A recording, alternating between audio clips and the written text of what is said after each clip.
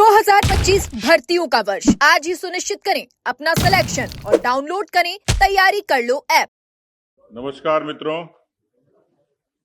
Bharatiya Janata party की इस पत्रकार वार्ता में आप सबका स्वागत है। सबसे पहले तो मैं हमारा सनातन पर्व जो आसन है, आने वाला है, उस रंगों के पर्व की, होली उत्सव की बहुत सारी शुभकामनाएं देता हूं। आज एक विशेष मंतव्य के तौर पर आपके समक्ष प्रस्तुत हुआ हूं। अभी और संयोग से मैंने ही पार्टी को आग्रह किया, फिर अध्यक्ष जी का मुझे निर्देश मिला। पिछले दिनों रीट की परीक्षा थी और अनायास परीक्षा केंद्रों के आगे से निकला, भीड़ देखी, पूछा तो पता लगा रीट की परीक्षा चल रही है। सुबह से शाम तक अलग अलग जगह गया, प्रदेश के कई हिस्सों में। मन में उत्सुकता थी कि किसी जमाने में ऐसे रीट की परीक्षा और भी हुई थी। मुझे उत्कंठा ज्यादा थी। शाम को जब परीक्षा पूरे तरीके से संपन्न हो गई तो मैंने अपडेट लिया, पता लगा कि तिनका भी नहीं हिला और निर्विघ्न तरीके से रीट की परीक्षा अच्छे तरीके से संपन्न हो गई। मुझे ध्यान आया कि जब हम लोग विपक्ष में थे 18 से 23 तक अशोक गहलोत जी की कांग्रेस पार्टी की सरकार थी। हालांकि उनके पाप का दंड राजस्थान की जनता ने उनको दे दिया, सत्ता से बेदखल कर दिया। लेकिन आशास्पद बात यह है कि कांग्रेस पार्टी के शीर्ष नेता अक्सर देश के चुनाव परिणामों के बारे में ईवीएम को दोषी ठहराते हैं, उसकी बैटरी को दोषी ठहराते हैं। लेकिन मैं उस पृष्ठभूमि में गया तो राजस्थान में कांग्रेस पार्टी के सत्ता से बेदखल होने के यदि कोई पहले 10 कारण थे तो उसमें पेपर लीक सबसे बड़ा कारण था। उस दौरान आप सब लोग इस बात के साक्षी हैं, सदन में भी और सदन के बाहर भी व्यापक आंदोलन हुए। कांग्रेस की सरकार के पास में कोई जवाब नहीं होता था। कांग्रेस के लोग, कांग्रेस के कार्यकर्ता किस तरीके से उसमें लज्जित हुए थे, दंडित हुए थे जनता की अदालत में। और इसलिए मेरे मन ने एक स्वतः संज्ञान लिया कि राजस्थान में भजनलाल जी के नेतृत्व में भारतीय जनता पार्टी की सरकार आने के बाद यूं तो सरकार ने 100 दिन की भी और 1 बरस की अपनी उपलब्धियों का अलग अलग जिक्र किया है, ईआरसीपी से लेके यमुना जल समझौते तक। लेकिन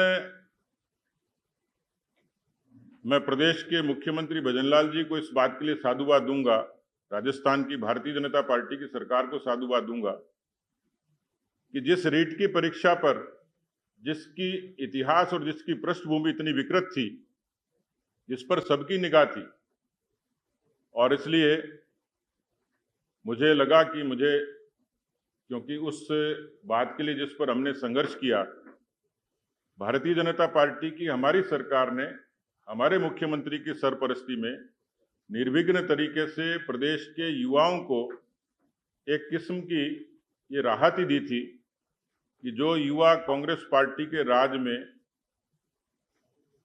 लगभग 70 लाख से भी ज्यादा नौजवान इस बात से पीड़ित होते थे। मुझे ध्यान आता है कि पेपर लीक को लेकर हनुमानगढ़ के एक नौजवान ने अपने सुसाइड नोट में लिखा, अपने माता पिता से माफी मांगते हुए। कितने परिवारों तक संकट आया, आर्थिक संकट भी आया, जानमाल का संकट भी आया, उन्होंने अपने बच्चे खोए और प्रदेश में एक किस्म की अराजकता थी। तो मेरा विशेष तौर पर आज का मंतव्य तो ये था, एक लंबी फहरिस्त है कि किस तरीके से कांग्रेस पार्टी के शासन में 2019 में पुलिस भर्ती परीक्षा का, पटवारी भर्ती परीक्षा का, लाइब्रेरियन का, 2021 का रीट का, कांस्टेबल 2022 का, वन रक्षक का, वरिष्ठ अध्यापक का, जेईएन का, सब इंस्पेक्टर का, ये तमाम ऐसी परीक्षाओं की एक लंबी फहरिस्त है जिसमें इस तरीके का पेपर लीक हुआ। और पेपर लीक का ये मुद्दा केवल देश तक सीमित नहीं था, इसकी गूंज दुनिया में भी हुई। राजस्थान की कांग्रेस पार्टी की मौजूदा सरकार के समय जिस तरीके से नौजवानों को सपने तोड़ने का काम कांग्रेस पार्टी ने किया, उसके कारण पूरा राजस्थान दुनिया में बदनाम हुआ और कांग्रेस उसकी सीधे सीधे दोषी थी। इसलिए मैं अपने ही इनिशिएटिव पर इसको मैंने आग्रह किया था कि एक ऐसा मसला है जिसका हम लोग उससे ताल्लुक रखते थे। मैं सरकार को भी और मुख्यमंत्री जी को साधुवाद दूंगा कि उन्होंने ये सारा काम किया, क्योंकि मुझे ध्यान आता है कि किस तरीके से उस समय पुलिस का भी दमन चक्र चला।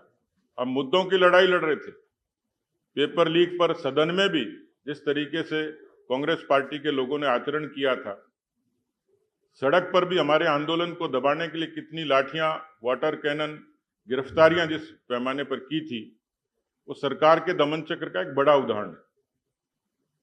लेकिन मैं समझता हूं कि जो सरकार ने आने के बाद हमारा जो अपना एक संकल्प पत्र था, उसमें हम लोगों ने इस बात का संकल्प किया था कि हमारी सरकार आएगी तो पेपर लीक के सभी उस पर, तो एसआईटी गठित हुई और भर्ती परीक्षाओं में 16 जो भर्ती परीक्षाओं के पेपर लीक के जो प्रकरण थे, लगभग 19 प्रकरण, उसमें अनियमितताएं भी थी। फर्जी डिग्री, फर्जी खेल प्रमाण पत्र, फर्जी विकलांगता, डमी, ऐसे कुल 125 प्रकरणों में 144 प्रकरणों 125 समेत कुल 144 इसका अनुसंधान चल रहा है। 144 प्रकरणों में 98 प्रकरण में एसआईटी के गठन के बाद एसओजी ने मामले दर्ज किए और 23 प्रकरण का एसओजी संज्ञान लेकर अनुसंधान कर रही है। एसआईटी के 57 प्रकरणों में अब तक 329 लोग गिरफ्तार किए गए और 146 लोग अभी भी न्यायिक अभिरक्षा में हैं। कुल मिलाकर प्रदेश की सरकार का ये एक संकल्प है, आरएस 2025 और रीट के ये पेपर होना अपने आप में, मैं मानता हूं कि पिछली बार की अराजकता के मुकाबले सरकार की एक बड़ी सफलता भी है और नौजवानों के प्रति सरकार का जो संवेदना है वो प्रकट होती है। नेटबंदी पर कांग्रेस पार्टी के लोग जब कश्मीर में कानून व्यवस्था को लेकर, आतंकवादी गतिविधियों को लेकर जब कश्मीर में नेटबंदी होती थी, यहाँ के कांग्रेस के लोग उसको मुद्दा बनाते थे। बाद में कालांतर में कांग्रेस के लोग ही इन्हीं परीक्षाओं में नेटबंदी करते थे और कई कई दिनों तक इतना रेवेन्यू लॉस होता था, उसका जवाब कोई नहीं था। और ये जो परीक्षा हुई आरएस की और रीट की, दोनों ही परीक्षाओं में बिना किसी नेटबंदी के अच्छी कानून व्यवस्था से, अच्छी सुचारू व्यवस्था से राजस्थान की भारतीय जनता पार्टी की भजनलाल जी की सरकार ने प्रदेश के नौजवानों के उस सपनों को पूरा करने का काम किया। सरकार संकल्पित है। सरकार ने बजट में भी 1.25 लाख नौकरियों की और निजी क्षेत्र में भी नौकरियों का जो भरोसा दिया है, हमारे अपने संकल्प पत्र में जो हम लोगों ने कहा है उसको हम लोग पूरा करेंगे। भारतीय जनता पार्टी की सरकार, भजनलाल जी की सरकार उसको निश्चित रूप से पूरा करेगी। आज का मकसद आप सब लोगों के माध्यम से मेरा इतना ही था, क्योंकि आप सब लोग उस आंदोलन के, उस दृश्य के आप लोग जीवंत साक्षी थे। आपने वो दृश्य देखा है, पेपर लीक का भी और पेपर लीक के आंदोलन का भी। कालांतर में भारतीय जनता पार्टी के संकल्प पत्र में, संकल्प के बाद एसआईटी से लेकर, एक्शन से लेकर ये तमाम चीजें हुई है और इसलिए मैं विशेष तौर पर आप सब लोगों के समक्ष इसलिए प्रस्तुत हुआ हूं कि मैं सरकार का इस नाते पार्टी की तरफ से अभिनंदन करूं। धन्यवाद।